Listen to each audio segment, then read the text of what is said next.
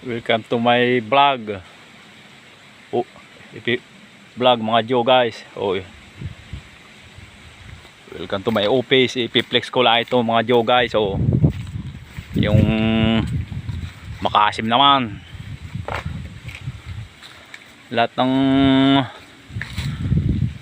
nakakain ng ibon sa gubat, pwedeng kainin ng tao. Hindi ka malalason mga Joe guys. Ito oh. Makaasim naman oh. Ano? Yan. Buka ng makaasim. Tinakain din ng tao. Kuha tayo. Ito. Ito. Buka ng makaasim Joe. Kinakain to tamo.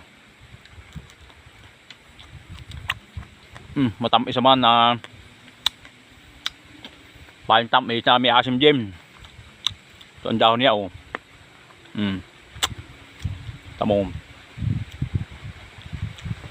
Pag gano'n nyo yung gantong baano laway oh. Oh. Oh, naanod-anod oh.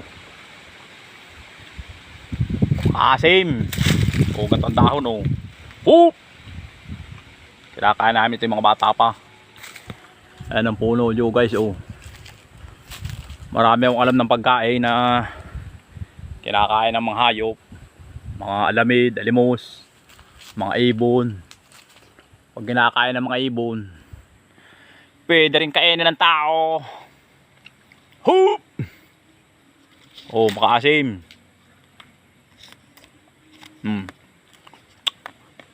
Kinakain namin na kami mga bata pa.